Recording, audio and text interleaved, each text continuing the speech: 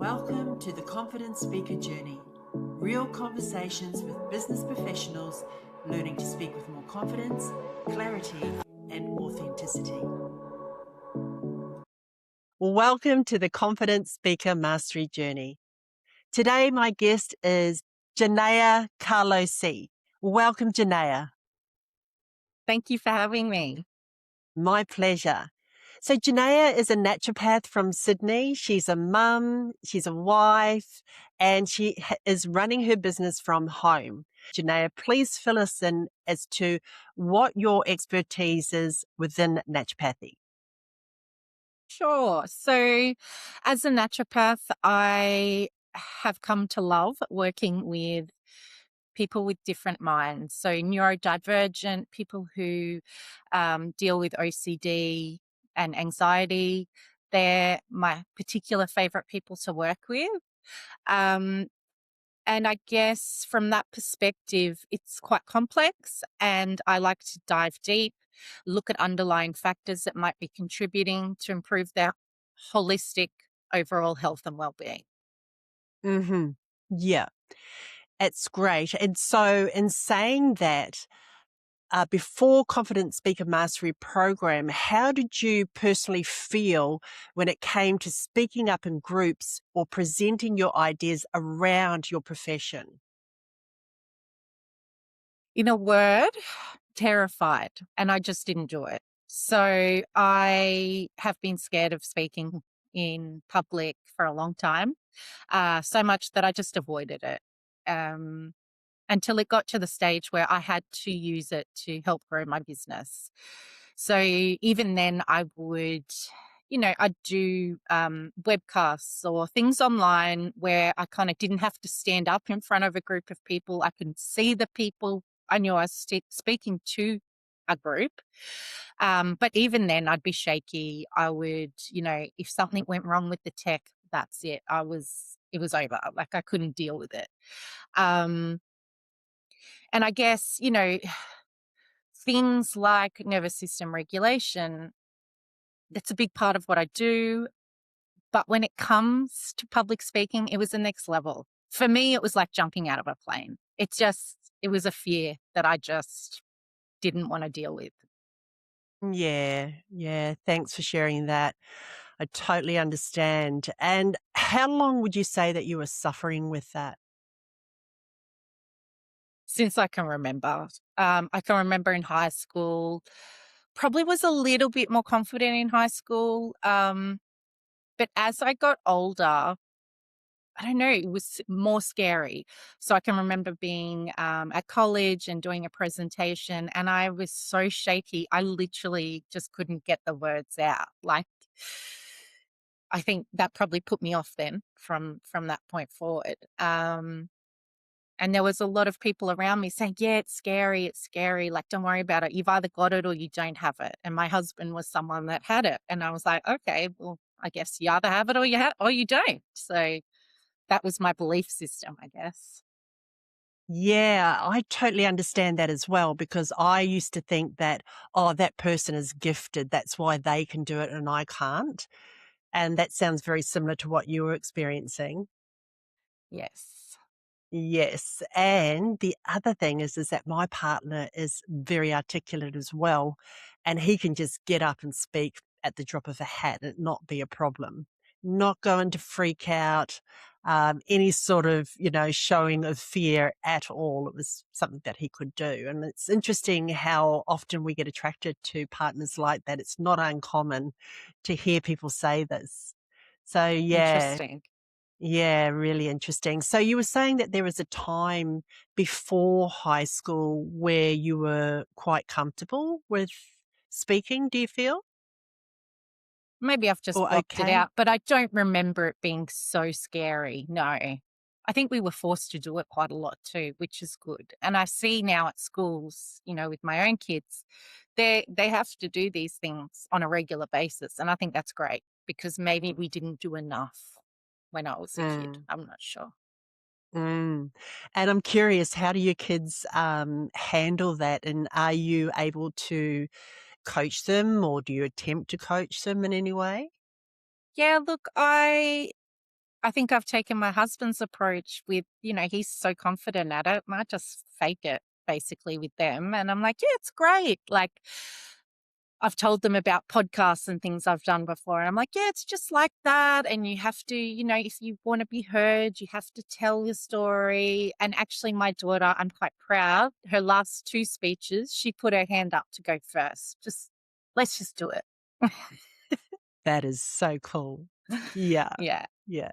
And it's beautiful you can pass that on, just encouraging them both, to take that step. Would you say with your lived experience of OCD and anxiety, what used to happen internally for you before or during speaking situations? So take your time with that. You might need to access a few memories. So the anxiety that I felt as part of my OCD was very different to the anxiety I would feel before speaking.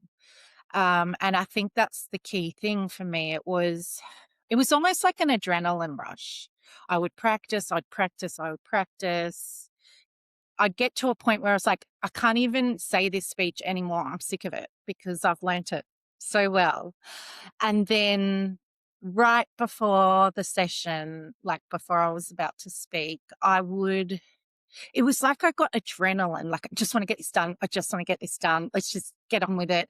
And it's almost like I would ramp myself up to the point of explosion. So when I went in there, even if I did some breathing activities, right beforehand, it was still not enough. And it's almost like I came in hot and then that was it. I generally would ease into it after a little while, but it was it's almost like the adrenaline, right? The adrenaline. And at the end, I was exhausted. Like, oh my God, I'm so glad that's over. Almost like my body was stiff for the entire time. And I just got what I had to get out, remembered what I had to say, and a bit robot like probably. But yes, that was my journey. Yeah. And when you think of it, and you've really highlighted a great point, and that is when you have that much stress in your body, it really is exhausting. If you think that you're holding it for that whole duration of your speech, and then you get to the end and you can finally relax. Yeah, So yeah, your muscles are tense. So like you think of it if you're at the gym or you're doing something that's quite intense and holding that for a long period of time, because it's not just isolated areas in your body, right? When you've got that full adrenaline rush going, it's right throughout your body, would you say? definitely. Definitely. Yeah. After you'd finish your speech, do you have a familiar way of assessing yourself or criticizing yourself or about what you did? Was there any sort of dialogue going on in your head after you spoke? Usually I'd be proud of myself because it was something I didn't do. But I mean, within a minute of feeling proud of myself, it would also be like, oh, I really stuffed that bit up, or I wish I articulated that better, or I forgot that bit. Yeah, it- obviously I would just go criticize myself. But ultimately I'd be like, you know what? I did the best I could. I wasn't too hard on myself. I'm probably harder on myself in the lead up. Mhm, mhm. That's interesting. I love that you went to the confirmation that you have done a great job first. So that was bigger for you than the beat up afterwards. Yeah, yeah. Yeah, nice. I like that. Mm. All right. So next question. You understand quite deeply the gut brain connection clinically. But did going through this program, the Confident Speaker Mastery program, teach you anything new about your own nervous system patterns around speaking at all? I wouldn't say it taught me anything new. If anything, it just kind of reiterated the fact that I saw public speaking as next level. Like, you know, having lived with OCD for many years, my life was always pretty high intensity. Like, overthinking, over actioning things, always in a state of anxiety. But this was a different type of anxiety that, yeah, like my heart would race, my fingers would shake, my voice would tremble. Like it was like I was fearful for my life. So yes. And I wouldn't say I ever felt sick. That wasn't it. It was more of a heart and body and yeah, type of feeling. Yeah, that's what I'm picking up. It was kinesthetic and it was accentuated. It was more intense than the levels that you were used to feeling with your OCD. So those levels you were probably very familiar with. But when you Yes, stepped into the arena of the stage, it all of a sudden just was spiked. Yeah. exactly. And became overwhelming as a bodily experience. That's right. Yes. Yeah, gotcha. And this is really familiar, right, to people who fear public speaking. It becomes a bodily experience, and that's where a lot of other emotions start getting triggered because it's obvious that you're going through this body experience. Well, in our head, we can think that it's obvious that our audience is seeing that we're going through, or sensing that we're going through all of the stuff, right? Of course, they can see everything I'm thinking. Yeah, yeah, I love that. And that's the paranoia that comes with it, right? We just make it so personal. That's right. Mm.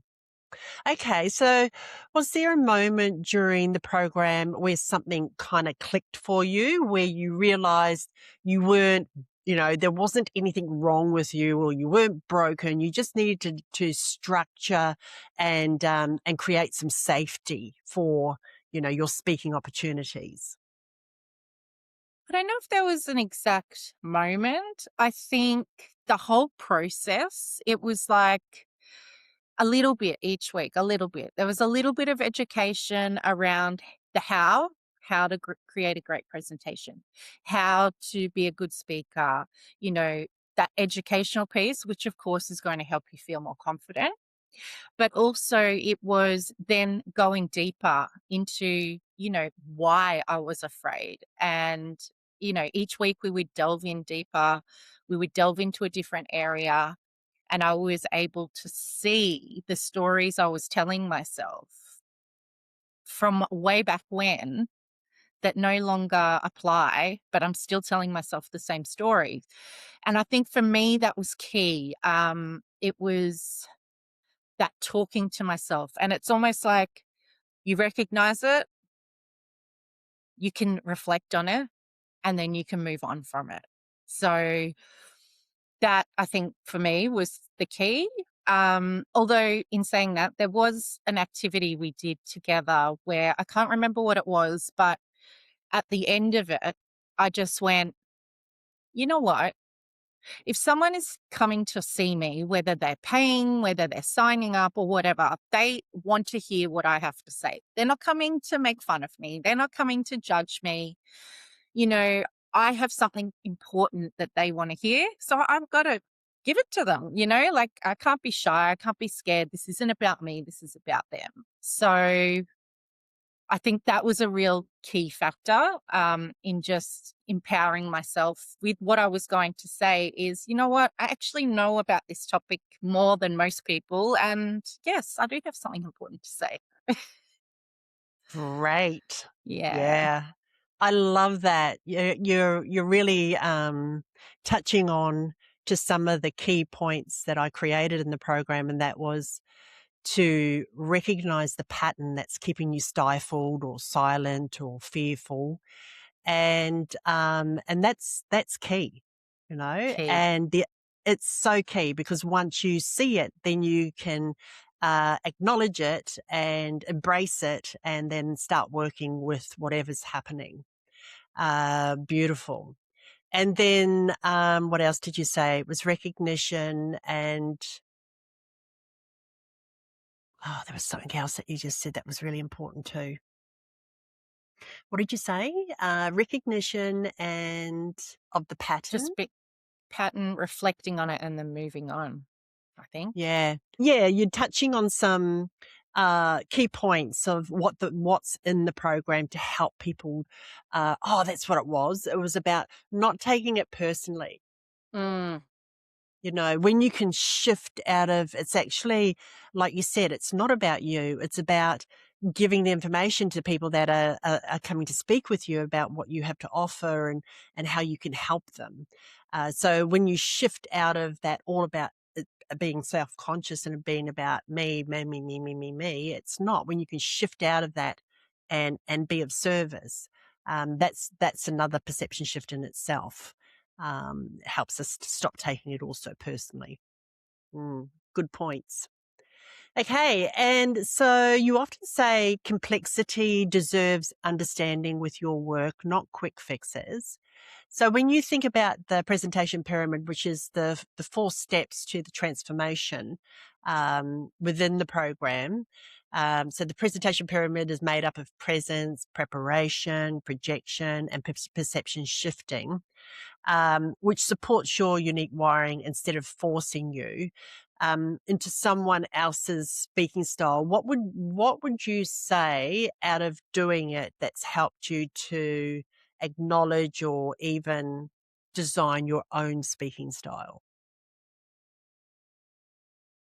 I think, I mean, the whole program, the whole process, the education piece was very useful for me because it was, you structure it like this and you tell the story like this. And, I guess I was kind of going in blind before, just writing what I thought sounded good, but not in a particular way.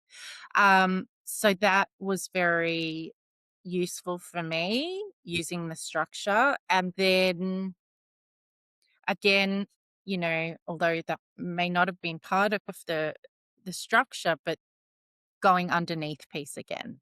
So, like in my work, like I said, I like to do testing and see what's underneath. It's kind of the same thing. Although we're not physically testing, we're going underneath and we're seeing what's there, what's the underlying factors as to why I was afraid. Not why someone else was afraid, but why I was afraid. So yeah, from that, the whole piece helped me develop into the speaker that I am now. It's that education piece and then losing that fear piece and seeing, okay, this is who I am as a speaker. Yeah, nice. So before this program, had you ever sought help with speaking, or was fear keeping you from even starting? Until probably about 6 months, 7 months before I sought, signed up for your program. I had never, it was not something I was going to do. I didn't need it. I work with clients one on one. I don't need to be able to speak in a big group. That's not important. However, as we do when we start a business, in order to get out there, you have to get out there. So I started to think, I could use my past experience working in corporate and combine it with my knowledge of the brain and different neurological types and do wellness presentations. But of course, to do that, I would have to speak in public. So I, started looking for support, but reluctantly. It almost got to the point where I had booked a presentation and then I was like, all right, now I need to get help because I can't do this. So yeah, until that point, no. Yeah, that's great. Because that's what happened, wasn't it? You were just a few weeks in and then you had a presentation. That's right. Yeah. So what you're saying is that was a major part of you doing something about it, like looking for someone that to help? Definitely. Definitely. Yeah. I'm an action person. It's like, okay, if I decide I'm going to do this, it happens. Okay, well, I've got to sort it out now. There's no backing out now. Yeah, yeah. Excellent. I love that. Okay, so what shifted for you in terms of nervous system regulation or emotional safety when speaking after working through the program? What do you feel really shifted for you? think, again, I'm going to go back to the going within.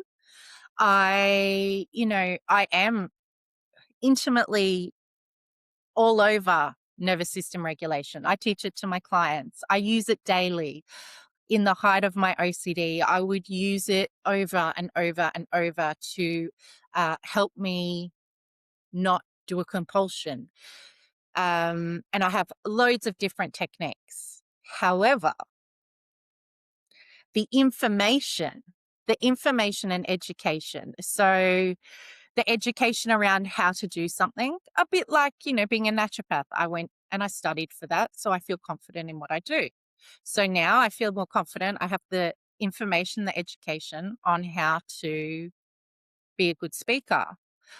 But that missing piece, I think is the underlying why I was afraid. It's almost like you can do all the breathing techniques in the world before a speech, but if you're still scared, you're still scared. So I think that's a real key factor. Yeah, I love that.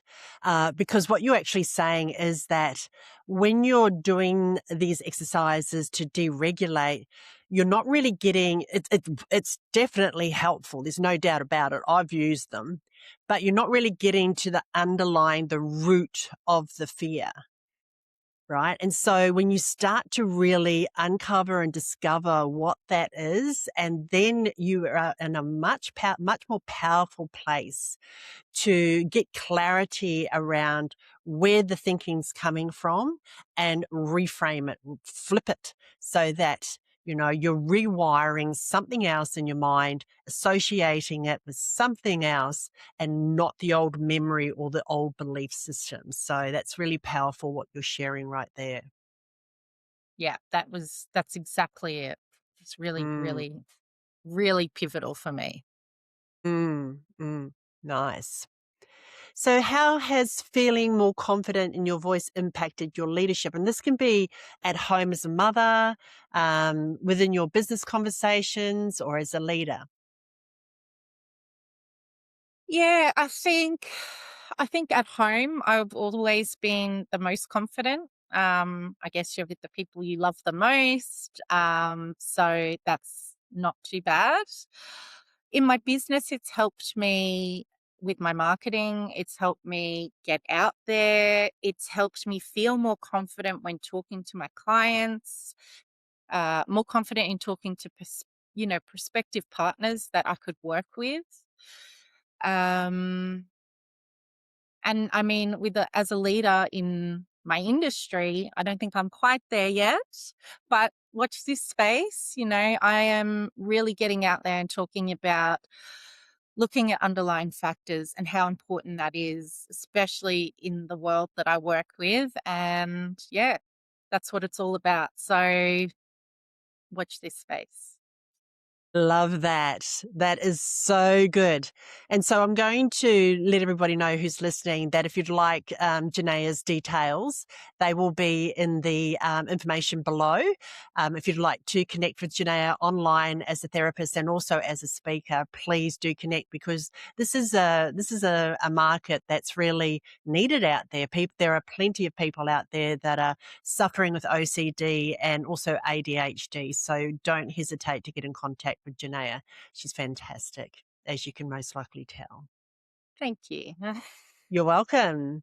Okay, so if someone's listening who is high functioning, a professional who looks capable on the outside but feels deregulated or overwhelmed on the inside when speaking, what would you want them to know about, where they're at and what they can do for that moving forward as a speaker? I guess that was me, so I can answer this question. And look, I just have to say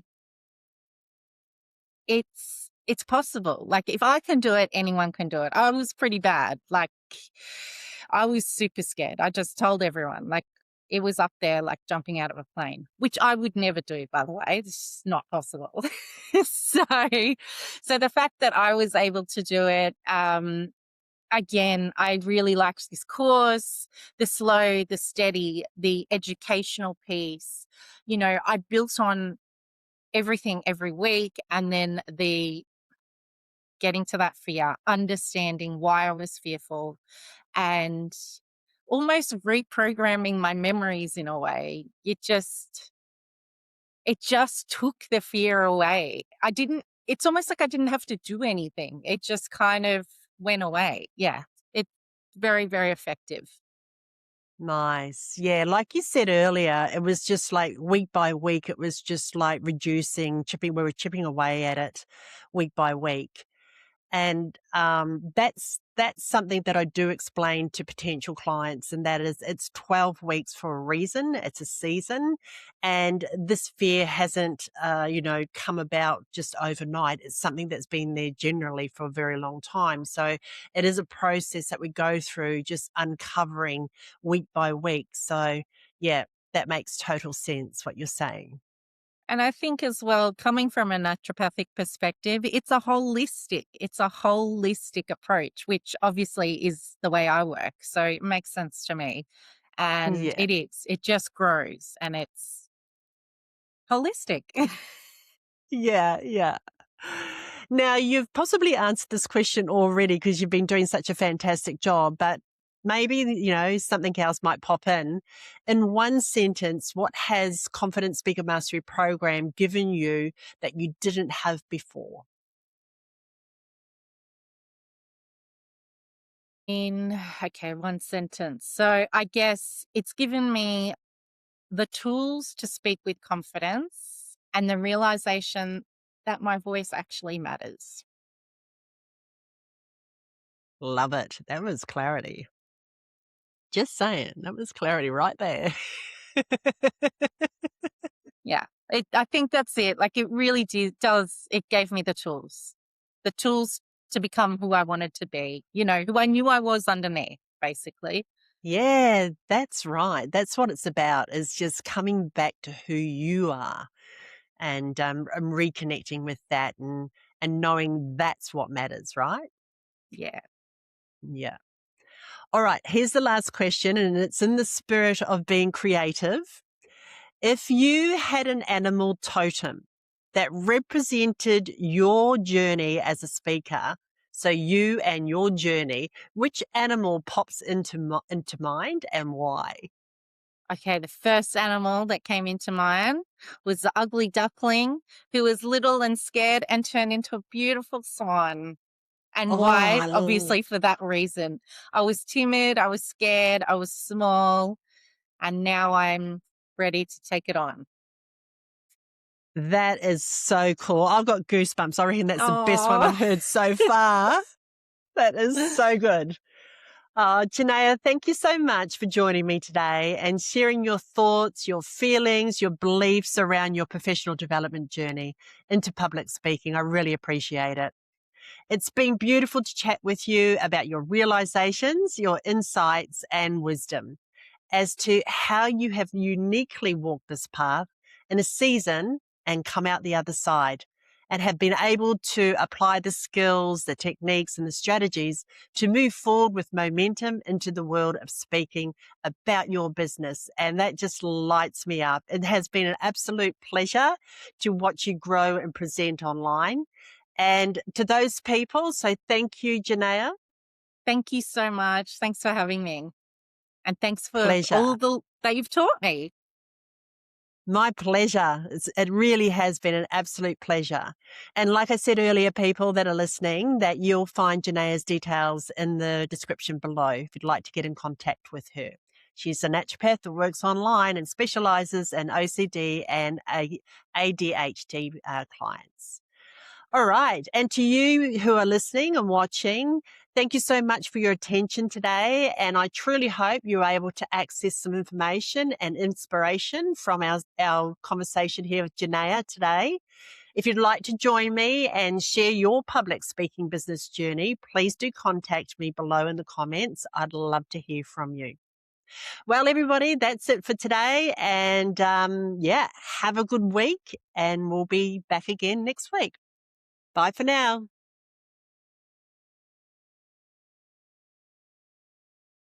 and